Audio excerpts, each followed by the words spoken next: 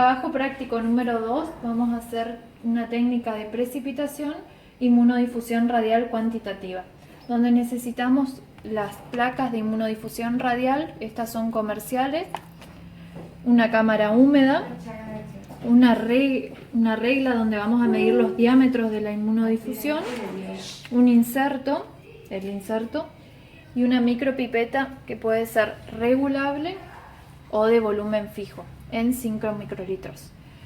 Las muestras y nuestra agenda de trabajo.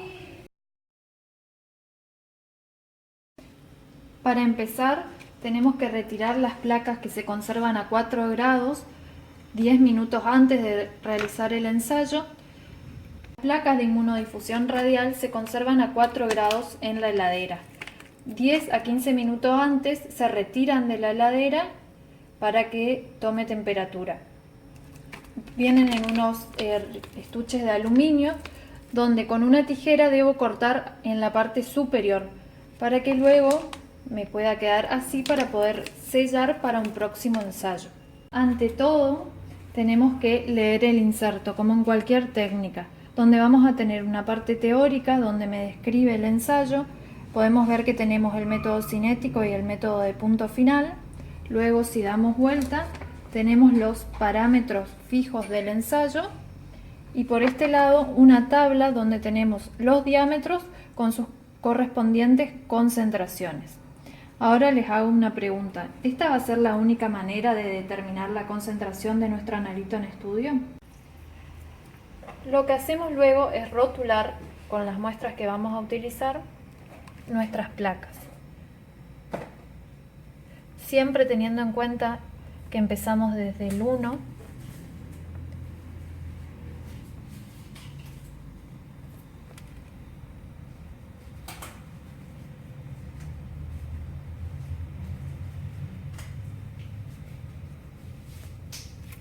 luego con una micropipeta en 5 microlitros tomamos un tip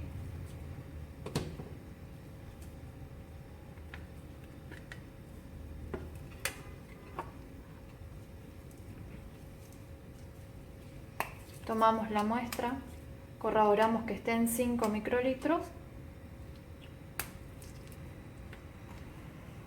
en plano perpendicular, sin tocar el agar, sembramos.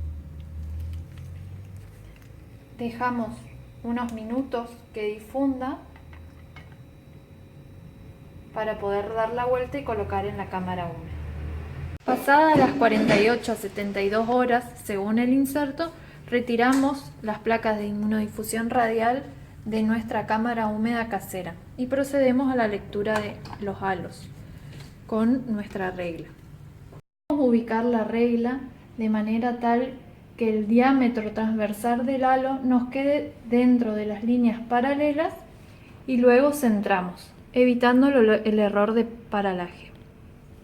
En este caso, nuestra lectura es de 4,6.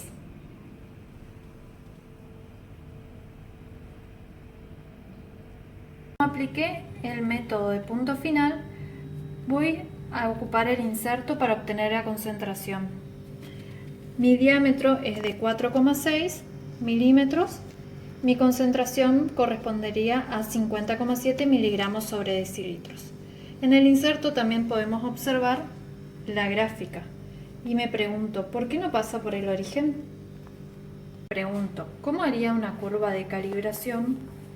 Ya que no tengo los calibradores debido a que estos son muy caros y tienen un corto vencimiento. Hoy vamos a continuar con los ensayos de reacciones de precipitación y vamos a hacer una inmunoelectroforesis. Vamos a repasar qué elementos necesitamos para el desarrollo de esta metodología. La fuente de poder, la cuba de electroforesis, las muestras que vamos a utilizar para la siembra, los sembradores, que en realidad son capilares, y ahora sí van a recordar qué tipo de siembra vamos a realizar y por qué. los antisueros que vamos a utilizar en esta ocasión, que serían anticapa y antilambda, para la evaluación de cadenas livianas de estos isotipos, y obviamente las tiras de celogel. Ahora sí, vamos a proceder a iniciar nuestro ensayo. En primer lugar, las tiras de celogel cortadas, recordando cuál es el lado opaco sobre el cual vamos a sembrar. Se colocan sobre el puente, dejamos unos minutos que se estabilicen, rotulamos nuestras tiras y ahora sí, procederemos a la siembra de una muestra de suero y orina, utilizando bolsitas de celofán de características especiales que ustedes van a averiguar, hacer el caramelito y concentrar frente a una molécula de alto peso molecular como es el azúcar.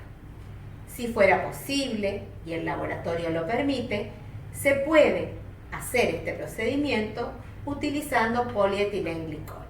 En realidad, lo que hacemos es una diálisis. Ahora sí, como nuestro paciente tiene una proteinuria de una cruz, es conveniente sembrar sucesivamente para concentrar 2 a 3 veces. Es importante anotar dicha característica en nuestro cuaderno de trabajo. ¿Sí? ¿Para qué? Para que cuando interpretemos tengamos idea de que la muestra fue concentrada 3 veces.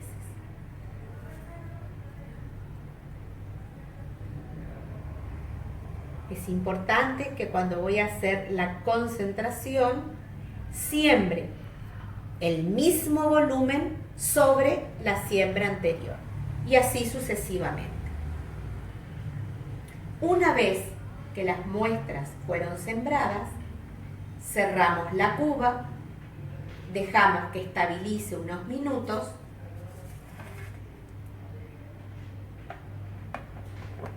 y prendemos la fuente.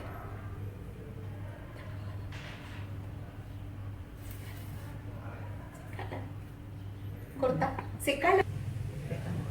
¿Sí? Una vez que se secaron las muestras sembradas, tanto de suero y orina, procedemos a cerrar la cuba, a controlar los polos, positivo y negativo, para no cometer errores durante la corrida. Y ahora sí, vamos a alargar para que en esta primera instancia se separen por electroforesis los distintos componentes presentes tanto en el suero como en la orina.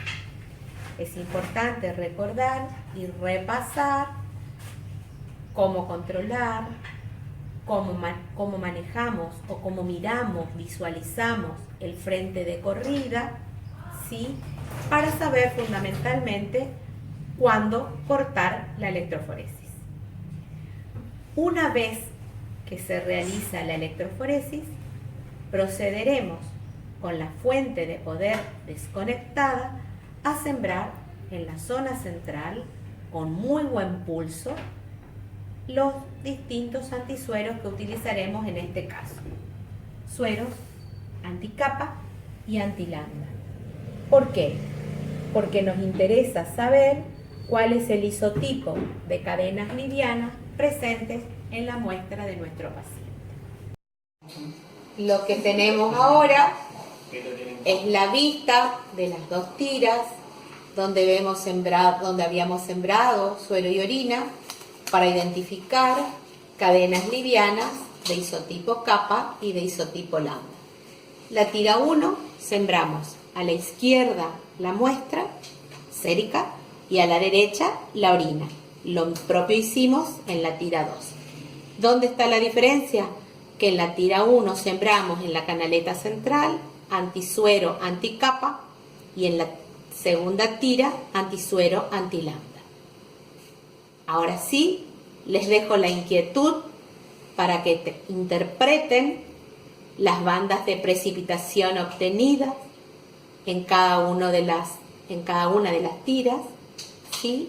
Y ver en el contexto del paciente si tiene o no, o qué piensan ustedes, si este paciente que tiene cadenas livianas de isotipo kappa y de isotipo lambda en orina, podría tener un componente monoclonal en la muestra de orina.